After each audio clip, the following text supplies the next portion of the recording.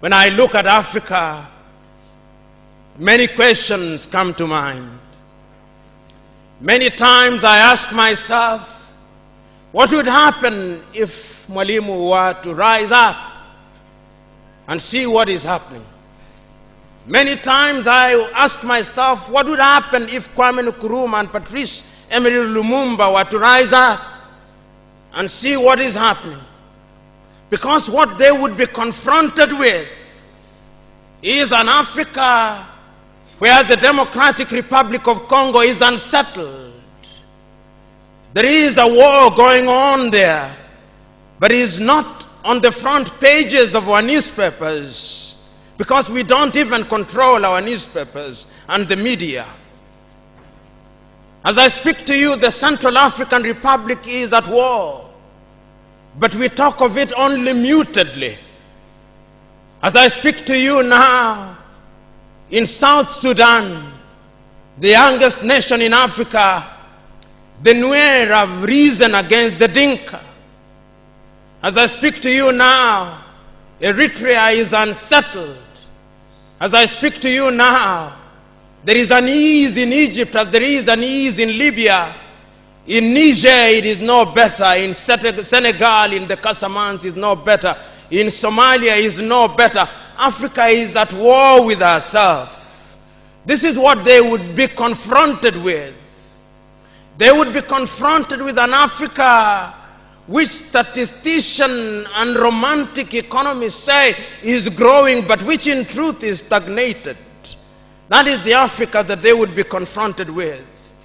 They would be confronted with an African which, as Professor Mlama intimated in our presentation here, is an African which is suffering from schizophrenia. He does not know herself. They would be confronted with an African whose young men and women have no interest and low love for their continent. They would be confronted with an Africa where young men and young women are constantly humiliated at the embassies of European countries and at the United States of America as they seek the almighty green card. They would be confronted with an Africa where young men and women from Niger, Nigeria, Senegal, Mali, and Mauritania drown in the Mediterranean as they seek to be enslaved in Europe. This time round, Africans are not wailing and kicking as they are being taken away to be enslaved. They are being seen wailing and kicking as they seek to be enslaved in Europe and America. This is the tragedy of Africa. They'll be confronted with an African where people have lost their self-pride. An Africa where Africans are not proud of their things. An Africa where in the hotels of Dar es Salaam or Nairobi, even food has foreign names. When we fry potatoes, we call them French fries, even when they are fried in Dar es Salaam. That is the Africa that they would be confronted with. They would be confronted with another Africa. An Africa which does not tell her story. An Africa whose story is told by Europe and America, the CNN, Radio Deutsche Welle, Radio France. That is the Africa they would be confronted with. They would be confronted with the young men and women who have no pride in Africa. When they want to enjoy themselves, they sing the praises of football teams from Europe and America. It is Manchester United. It is Arsenal. It is Real Madrid. And Barcelona, not Yanga, not Mufulira Wanderers, not Gor Mahia, not FC Leopards. No. That is the Africa that they would be confronted with. They would be confronted with an Africa which does not enjoy its theater and drama. That Africa celebrates Leonardo DiCaprio. It celebrates Angelina Jolie and Brad Pitt. The Africa does not celebrate Genevieve Naji of Nigeria or Rita Dominic or Lou Jacobs of Nigeria. It does not celebrate Bongowood or Nollywood or Riverwood. It celebrates Hollywood. That is the Africa with which they would be confronted. They would be confronted with African women whose greatest source of joy is cheap grade B Mexican soap opera, La Patrona, La Mujer de mi Vida, The Rich Also Cry. Why must we remind ourselves of these realities? Because throughout the ages, the battle has always been the battle of the mind. And if your mind is conquered, then you are going nowhere. And that is why in the ages of enlightenment in Europe, the great René Descartes said, cogito ergo sum, I think, therefore I am.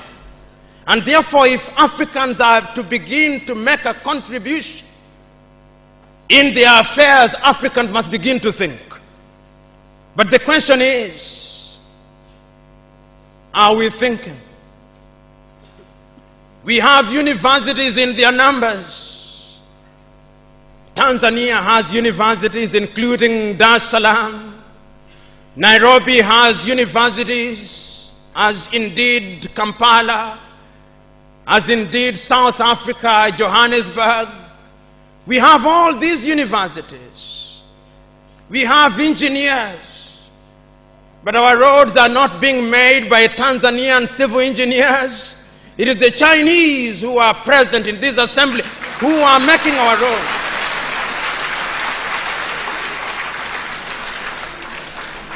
So we have engineers who cannot even make roads. We have doctors whom we have trained. But when we are sick, particularly if we are of the political class, depending on who colonized you, if you are colonized by the United Kingdom, you rush to London. If you are colonized by the French, you rush to Paris. If you are colonized by the Portuguese, you rush to Lisbon. And if you are colonized by the Spaniards, you rush to Madrid, Spain. And recently, because the Asians are beginning to get their act together, we run to India. And very lately, because the Arabs are also beginning to get their act together, we run to Dubai. Notwithstanding that we have the Kenyatta hostels of this country, the Muhimbilis of Tanzania, the Chris Hani Baragwanaths of South Africa, and the Mama Yemos of Kinshasa in Zaire or the Democratic Republic of Congo, but we have no faith in our doctors. In the area of education, we also don't have faith. Our political class introduced something that they call free education, but it's free indeed, free of knowledge.